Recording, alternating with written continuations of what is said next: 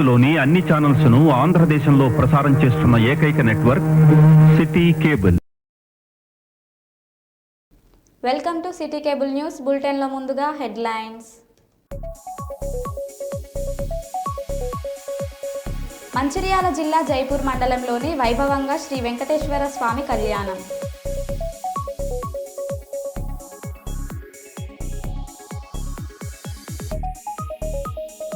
సిజేఐగా justice Surya Kant ప్రమాణ స్వీకారం.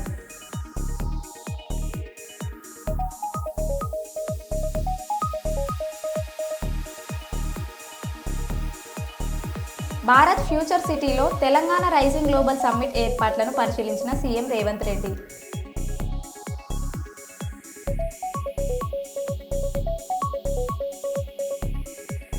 Supreme court 53వ చీఫ్ జస్టిస్గా ప్రమాణ స్వీకారం చేసి బాధ్యతలు స్వీకరించిన జస్టిస్ సూర్యకాంత్.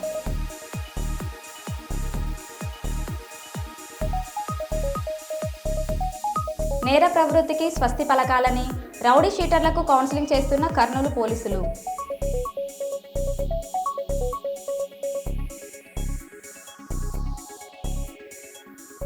ఇక వివరాల్లోకి వెళితే, హన్మకొండ డీసీసీ భవన్లో మాజీ కార్పొరేటర్ బోడ డిన్నా మీడియా సమావేశం ఏర్పాటు చేశారు.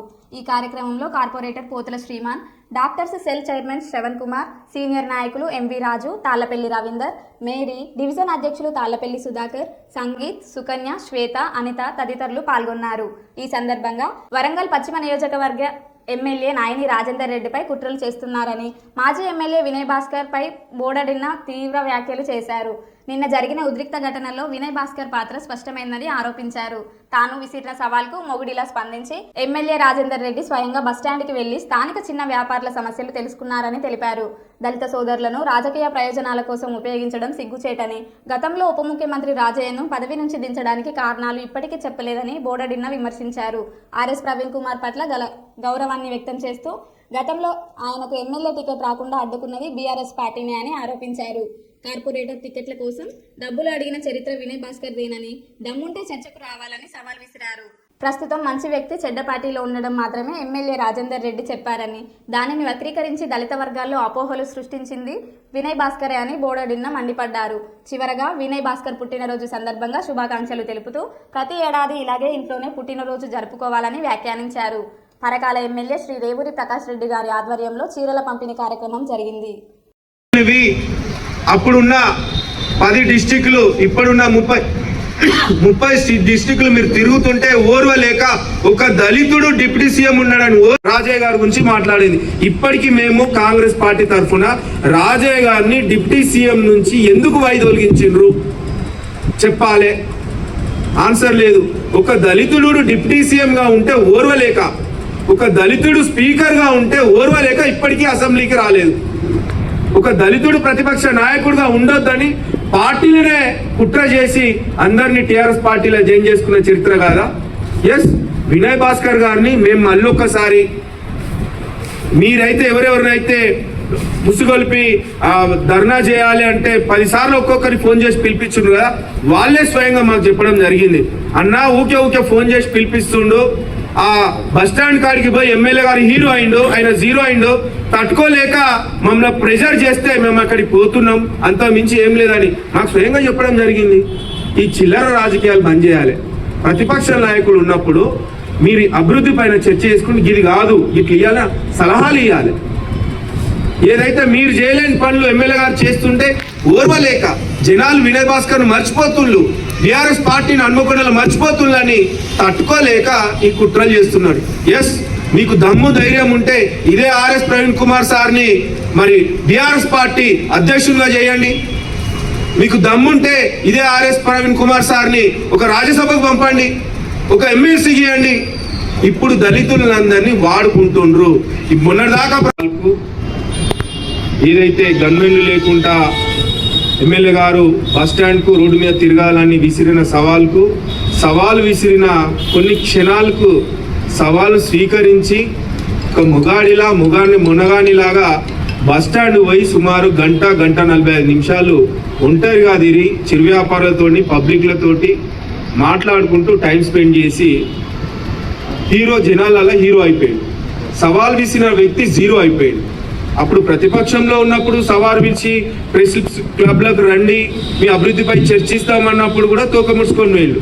ఇప్పుడు సంవత్సరం నుంచి 8 నెలల కాంచి సవాలు ఇచ్చినప్పుడల్లా రండి అభివృద్ధిపై చర్చిద్దామన్నప్పుడు కూడా తోక ముడుచుకొని మూసుకొని వీళ్ళు. అందులో వాళ్ళు బేస్లెస్ కామెంట్ చేసుకుంటూ అభివృద్ధి చేస్తుంటే ప్రజలందరూ ఎమ్మెల్యే గారిని ఎమ్మెల్యే పేరును ఉచ్చరిస్తుంటే ఆయన జీర్ణించుకోలేక నిన్న ఏదైతే ఎమ్మెల్యే గారు హీరో అయి ఏదైతే వినయ్ భాస్కర్ గారు జీరో అయిందో ఆ ఛాలెంజ్ని తట్టుకోలేక మా దళిత సోదరులందరినీ అయినా స్వయంగా ఫోన్ చేసి రాజయ్యని ఇట్లా అన్నాడు, ప్రవీణ్ సార్ని ఇట్లా అన్నాడు, మీరు పోయి ధర్నా చేయ. నిన్న కొంతమంది మా దళిత సోదరులందరినీ కలుపుకొని గౌరవ మాజీ ఎమ్మెల్యే వినయ్ భాస్కర్ గారు కథా కర్మ క్రియ డైరెక్షన్లో నిన్న కొంతమంది అంబేద్కర్ స్టాచ్యూ కాడికి వెళ్ళి నిరసన కార్యక్రమాలు చేసింది. ఆ కథా స్క్రీన్ ప్లే దర్శకత్వం వహించిన దాస్య వినయ్ భాస్కర్ గారికి ముందస్తుగా బర్త్డే శుభాకాంక్షలు చెప్తూ వారు నుండి నూరేళ్ళు కుటుంబంతో ఆరోగ్యంగా ఇంట్లో ఉండాలని మనస్ఫూర్తిగా కోరుకుంటున్నాం. తెలంగాణ రాష్ట్రంలో 1 కోటి మంది మహిళలకు ఆత్మగౌరవంతో ఉండేలా నాణ్యమైన చీరలను అందించేందుకు ఈ శనివారం నుంచి రాష్ట్ర ముఖ్యమంత్రి రేవంత్ రెడ్డి గారు రాష్ట్ర ప్రభుత్వం భారీగా కార్యక్రమం ప్రారంభించింది. అందులో భాగంగా ఈరోజు మన వరంగల్ జిల్లా సంగెం మండలం లోహిత గ్రామంలో ఇందిరా మహిళా శక్తి పేరుతో మహిళా స్వయం సహాయక సంఘాల వారిచే అక్క చెల్లెమ్మలకు రేవంత్ అన్న కానుకగా చీరలను అందించడం జరిగింది. ఇట్టి కార్యక్రమంలో గ్రామ మహిళలు పెద్ద ఎత్తున పాల్గొనడం జరిగింది.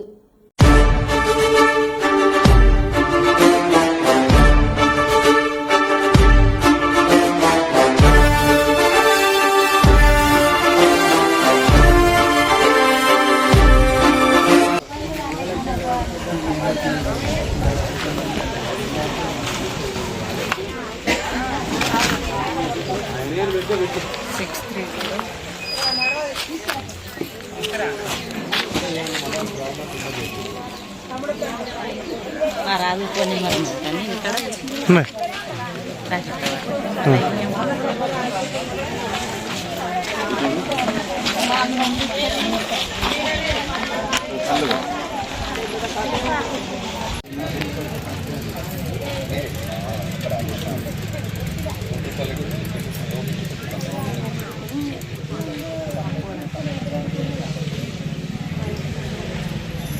మా ఇప్పుడు ప్రస్తుతం ఏంటంటే మహిళా సంఘంలో ఉన్నటువంటి సభ్యులకు మాత్రమే చీరలు రావడం జరిగింది. నిన్న మీటింగ్ అయ్యే సందర్భంలో వృద్ధులకు అంటే సంఘంలో లేని సభ్యులకు కూడా మన ఆఫీస్కి వచ్చింది. అవి కూడా త్వరలో మీకు ఇవ్వడం జరుగుతుంది. ఇవేంటంటే ముందుగా ఎమ్మెల్యే గారి ప్రోగ్రాం కంటే ముందు గ్రామాలకు చీరాలి కాబట్టి మొన్న నైటే మీ దగ్గర వేసిపోయింది. నిన్న మీటింగ్ అయ్యే సందర్భంలో వచ్చినాయి.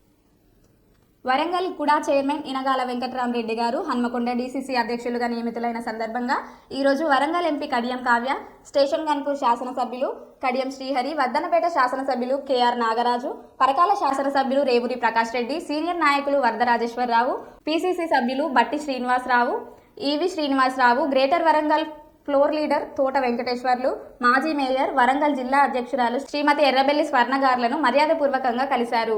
కార్యక్రమంలో నాయని లక్ష్మారెడ్డి, సోదా రామకృష్ణ గారు ఇతరులు పాల్గొన్నారు.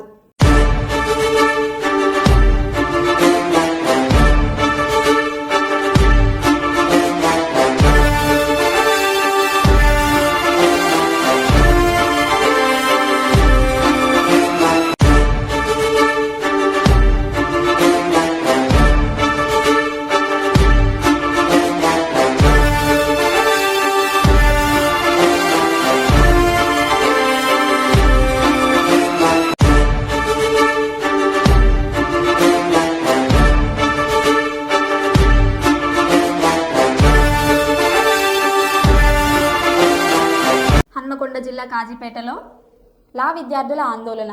తమ సమస్యలు పరిష్కరించాలని రోడ్డెక్కిన లా విద్యార్థినులు MJ PTBC women residential law college ముందు బైఠాయించి ఆందోళన. కళాశాలలో అనేక సమస్యలతో ఇబ్బందులు పడుతున్నామని ఆవేదన. లైబ్రరీ లేదు, అనుభవజ్ఞులైన సిబ్బంది లేరంటున్న లా విద్యార్థులు. తమ సమస్యలు పరిష్కరించే వరకు ఆందోళన చేస్తాం, అధికారుల దృష్టి సారించి మా సమస్యలు పరిష్కరించాలి అని లా విద్యార్థులు అన్నారు.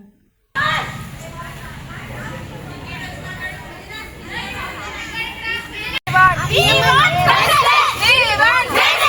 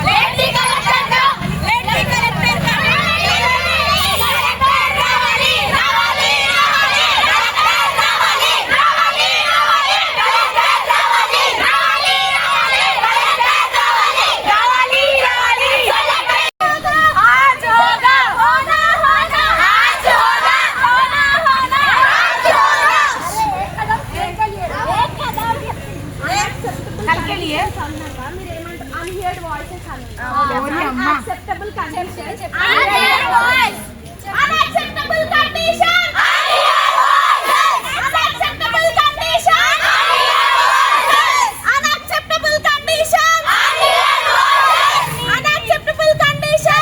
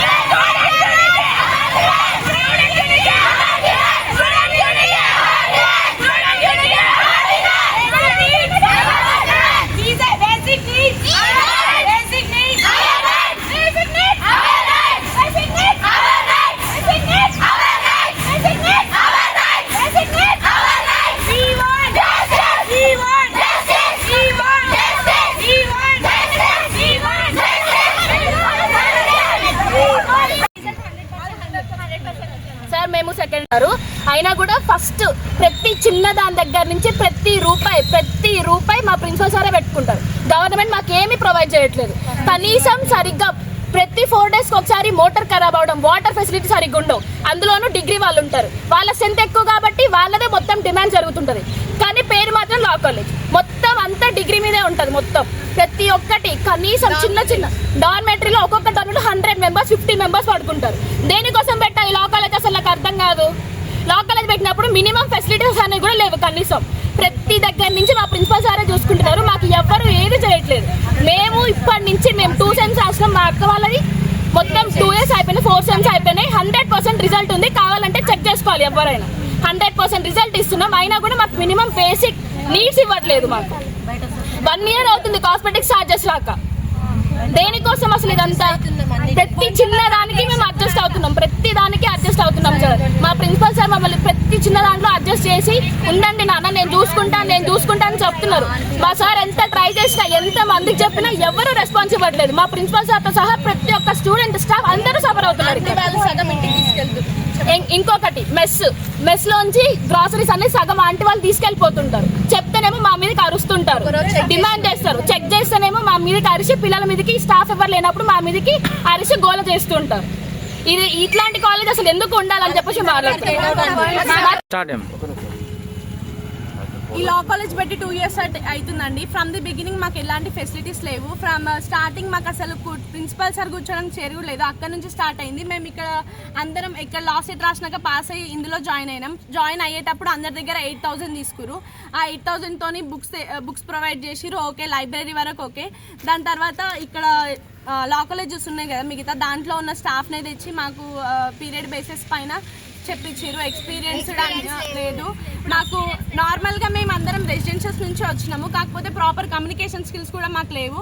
ప్రాపర్గా మేము ఇంగ్లీష్లో, ఇప్పుడు లా స్టూడెంట్ అంటే, లా కాలేజ్ అంటే ప్రాపర్ లైబ్రరీ ఫెసిలిటీస్ ఉండాలి, లైబ్రరీ ఉండాలి. మాకు ఇప్పటివరకు కాలేజ్ స్టార్ట్ అయ్యి 2 years అవుతుంది, ఇప్పటివరకు లైబ్రరీ అనేది లేదు. బేసిక్గా మనం ఇప్పుడు ఎలాంటి డౌట్ వచ్చినా చూసుకోవడానికి ఒక నెట్వర్క్ ఫెసిలిటీ అని ఉండాలి. మాకు ఎలాంటి నెట్వర్క్ ఫెసిలిటీ లేదు. అందులో ఉన్నామంటే ఉన్నాం. 2 years నుంచి అట్లనే కూర్చున్నాం. ఇంకా మేము 3 years అయిపోతే బయటికి వెళ్ళిపోతాం. మాకు ఎట్లాంటి ఎక్స్పీరియన్స్ లేదు, ఎట్లాంటి కమ్యూనికేషన్ స్కిల్స్ లేవు, నార్మల్గా సొసైటీ నాలెడ్జ్ లేదు, నెట్వర్క్ ఫెసిలిటీస్ లేవు, వాటర్ సఫిషియెంట్ లేదు. మేముండే ఇబ్బంది పడుతున్నామండి. మేము 50 members ఇంత సఫర్ అవుతున్నాము. మేము కాకుండా డిగ్రీ వాళ్ళని కూడా వాళ్ళే 250 members ఉన్నారు. మరి లా కాలేజ్ ఎందుకు పెట్టారండి? క్యాపబుల్గా లేనప్పుడు పెట్టద్దు కదా. మేము ఎంత సఫర్ అవుతున్నాము. ఒకవేళ మీకు ఓకే పర్ క్యాపిటల్ రాదు 50 members అనుకుంటే కనుక కేయూలో మర్జ్ చేయండి. మాకు ఎట్లాంటి ఇష్యూ లేదు, ఎట్లాంటి ఆబ్జెక్షన్ లేదు, ఎవరికి ఇక్కడ ఆబ్జెక్షన్ లేదు. కేయూలో మర్జ్ చేసేయండి ఎంజేపీ కాలేజ్ అంతే. కాంగ్రెస్ ప్రభుత్వం అధికారంలోకి వచ్చినాక మహిళలకు పెద్దపీట వేసింది అన్న జిల్లా గ్రంథాలయ సంస్థ చైర్మన్ కోట రాజబాపు. జయశంకర్ భూపాల్పల్లి జిల్లా మహాదేవ్పూర్ మండలం కాళేశ్వరంలోని గ్రామ పంచాయతీ కార్యాలయంలో ఇందిరా మహిళ శక్తి చీరలను పంపిణీ కార్యక్రమానికి ముఖ్య అతిథిగా విచ్చేసి చీరల పంపిణీ చేసిన జిల్లా గ్రంథాలయ సంస్థ చైర్మన్ కోట రాజబాపు. అనంతరం ఆయన మాట్లాడారు.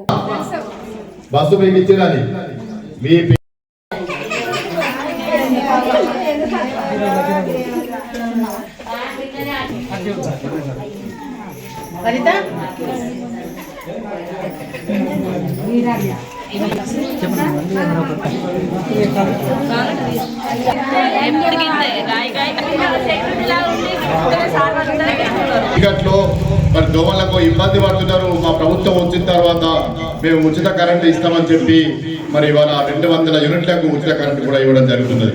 మీ అందరికీ తెలుసు, గతంలో కరెంటు బిల్లు కట్టకుంటే కరెంటు వాళ్ళు మరి ఇంటికి వచ్చి కరెంటు తీగలు కట్ చేసిన రోజులను ఒక్కసారి మీరు గుర్తు చేసుకుంటే గత 2 సంవత్సరాలుగా మన కాంగ్రెస్ ప్రభుత్వం వచ్చిన తర్వాత మన ఇవాళ కరెంటు బిల్లు కట్టకుండా 0 బిల్లు వస్తుంది. మీ అందరికీ వస్తుంది ఆ 0 బిల్లు. అదేవిధంగా ఇవాళ పండిస్తే బోనస్ గా 500 రూపాయలు ఇస్తామని చెప్పి రైతులకు కూడా ఇవాళ క్వింటాలకు 500 రూపాయలు బోనస్ ఇవ్వడం కూడా జరుగుతున్నది. రైతులకు రుణమాఫీ చేస్తామని చెప్పడం జరిగింది. 2 లక్షల రూపాయలకు దాదాపు 2 లక్షల లోపు ఉన్నటువంటి రైతులందరికీ రుణమాఫీ చేయడం కూడా జరిగింది. కాంగ్రెస్ ప్రభుత్వం ఏదైతే చెప్తుందో అది తప్పకుండా చేస్తుంది, మీ అందరికీ తెలుసు. అదేవిధంగా మహిళలకు మరి ముఖ్యమంత్రి గారు మహిళా సోదరి మనను కోటీశ్వరాలు చేస్తామని చెప్పడం జరిగింది. ఈ రాష్ట్రంలో ఉన్నటువంటి మహిళలందరూ మరి పరిశ్రమలు పెడితే మేము ప్రోత్సహిస్తాం.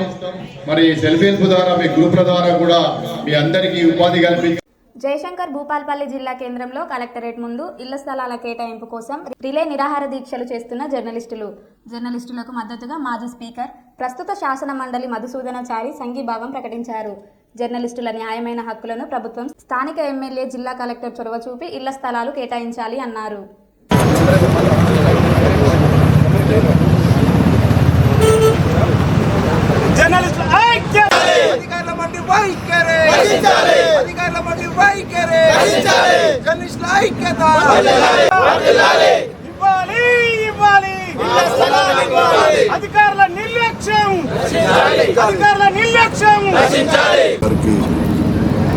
హ్యాండ్ ఓవర్ చేయాలనేటువంటి డిమాండ్తో ఇక్కడ ధర్నా కార్యక్రమం కొనసాగుతూ ఉన్నది. గతంలో వీళ్లకు స్థలాలు ఇచ్చినటువంటి ఆ సర్టిఫికెట్ ఉన్నటువంటి అర్థం చేసుకొని సమస్యను కలెక్టర్ గారికి నేను సూచన చేస్తా ఉన్నా. సమాజంలో అనేక మంది సమస్యలను పరిష్కరించేటువంటి బాధ్యత కలిగినటువంటి కలెక్టర్ గారు తక్షణమే స్పందించి ఈ విలేకరుల ధర్నాను విరమింపజేసి వాళ్ళను చర్చలకు పిలిచి ఒక సామరస్యపూర్వకమైనటువంటి పరిష్కారాన్ని చూపించాలని నేను వారికి సూచన చేస్తా ఉన్నా. స్టేక్ హోల్డర్స్ మధ్య కన్ఫ్యూజన్స్ ఉంటే అందరినీ కూడా పిలిచి ఏ సమస్యకైనా పరిష్కారం ఉండకపోదు. ఇది వీళ్ళు కోరుతున్నటువంటి కోరిక గుంతమ్మ కోరిక కాదు. ప్రభుత్వాలు గతంలో మేము అధికారంలో ఉన్నా, ఈరోజు కాంగ్రెస్ పార్టీ ఉన్నా, ప్రభుత్వ పార్టీలు ఏవైనా పేదలకు నివేశన స్థలాలు ఇవ్వడం, వారికి ఇళ్ల నిర్మాణం చేయడం అనేది ప్రభుత్వాలు బాధ్యతగా స్వీకరించినాయి. కాబట్టి జర్నలిస్టులలో కూడా 100% మంది నిరుపేద కుటుంబాలకు సంబంధించినటువంటి వాళ్ళే, వృత్తి ధర్మాన్ని నమ్ముకొని సమాజానికి సేవ చేస్తున్నటువంటి వాళ్ళే. వాళ్ళను 2 కోణాల్లో ఆలోచించు, ఒకటి పేదరికం, రెండవది సమాజ సేవ.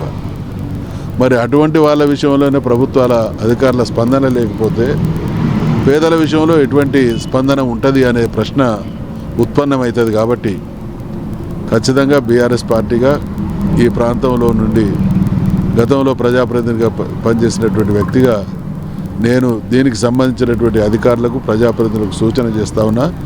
తక్షణమే ఈ సమస్యను పరిష్కరించి మీ నిబద్ధతను చాటుకోవాల్సిందిగా కూడా తెలియజేస్తాం. 10-15 సంవత్సరాల నుంచి జయశంకర్ జిల్లా కేంద్రంలో పనిచేస్తున్నాం. ఈ పనిచేసే క్రమంలో అనేక మార్లు అధికారుల దృష్టికి మేము తీసుకువెళ్ళడం జరిగింది, మాకు ఇళ్ల స్థలాలు కేటాయించాలని.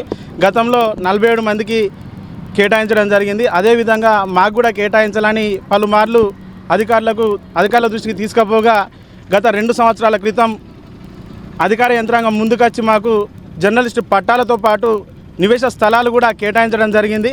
ఈ నివేశ స్థలాలు కేటాయించిన నెలకే మళ్ళీ స్థానిక ఎన్నికలు రావడం జరిగింది.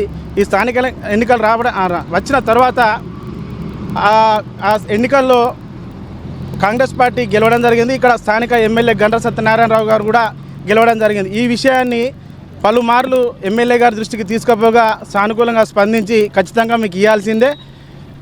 దీనికి ఒక సుప్రీంకోర్టు గైడ్లైన్స్ అనేది కొంచెం ఇబ్బందికరంగా ఉంది, అది క్లియర్ అయినాకనే ఇద్దామనే ఆలోచన మీద పలుమార్లు మాకు చెప్పడం జరిగింది. అయినా కూడా మేము మళ్ళీ ఎమ్మెల్యే గారి దృష్టికి తీసుకుపోవడం కూడా జరిగింది. అయితే ఈ క్రమంలో అధికార యంత్రాంగం అనేది కొంచెం నిర్లక్ష్యంగా మాకు నివేశ స్థలాలు చూపించడంలో ఈ పట్టాలు ఇప్పటికే మాకు ఇచ్చి 2 సంవత్సరాలు దాటింది. 2 సంవత్సరాలు దాటి ఇప్పుడు రెండు నెలలు గడిచింది కూడా, 2 సంవత్సరాలు దాటి అంటే ఇంకొక సంవత్సరం గడిచిందంటే పట్టాలకు ఎలాంటి వాల్యూ కూడా లేకుండా పోతుంది. కాబట్టి మేము చేసేది ఏం లేక మీ ఏ యొక్క ప్రభుత్వానికి కానీ ఏ యొక్క నాయకులకు కానీ వ్యతిరేకం కాదు, మాకు ఇచ్చిన పట్టాలకు సంబంధించిన నివేశ స్థలాలు చూపించాలని మాకు గత్యంతరం లేక ఈరోజు రిలే నిరాహార దీక్షలు చేపట్టడం జరిగింది. ఇప్పటికైనా కూడా స్థానిక ఎమ్మెల్యే గారు అదేవిధంగా జిల్లా కలెక్టర్ గారు స్పందించి వెంటనే మాకు ఈ నివేశ స్థలాలు కేటాయించాలని మేము కోరుతున్నాం. జయశంకర్ జిల్లా భూపాల్పల్లి గోరుకొత్తపల్లి మండల కేంద్రంలో ఇందిరా మహిళా శక్తి చీరల పంపిణీ కార్యక్రమంలో పాల్గొన్న రాష్ట్ర మంత్రివర్యులు సీతక్క మరియు భూపాల్పల్లి శాసనసభ్యులు గండ్ర సత్యనారాయణరావు, జిల్లా కలెక్టర్ రాహుల్ శర్మ. మండల సమైక్యకు మీరు అలాట్ చేస్తే పెట్రోల్ బంక్ కూడా మీకు అలాట్ చేసి దాంట్లో వచ్చే ఆదాయం మండల సమైక్యకు పొందే విధంగా కూడా చూస్తాం. దాన్ని గాంధీనగర్ గ్రామంలో ఒకటి ప్రతిపాదనలు పంపాం, శాంపేటలో ఒకటి ఇస్తున్నాం, చిట్యాల కూడా పంపబోతున్నాం. చిట్యాలలో నైన్పాక విలేజ్లో 100 ఎకరం ప్రభుత్వ భూమి ఉంది, దాన్ని సోలార్కు మహిళా సంఘాలకే ఇవ్వబోతున్నామని కూడా మీకు ఈ సందర్భంగా తెలియజేస్తున్నాం. వచ్చినప్పుడు క్యాంటీన్లతో పాటు రాజీవ్ యువ వికాసంలో కూడా ప్రభుత్వం రుణాలు ఇవ్వబోతుంది.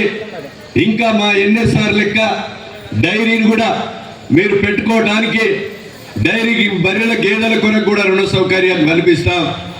అదేవిధంగా రుణ సౌకర్యం కల్పించి ఈరోజు మనం మీకు ఆర్థికంగా ఎదిగే కొరకు 1,50,000 అయితే ఫుల్ సబ్సిడీతో, 1,00,000 అయితే 90,000 సబ్సిడీతో, 2 లక్షలు అయితే 1,80,000 మాఫీ పైసలతో, 3 లక్షలు అయితే 2,10,000 సబ్సిడీతో, 4 లక్షలు అయితే 2,80,000 సబ్సిడీతో మా ఆడబిడ్డలందరికీ కూడా గేదెల కొరకు సహకరిస్తాం.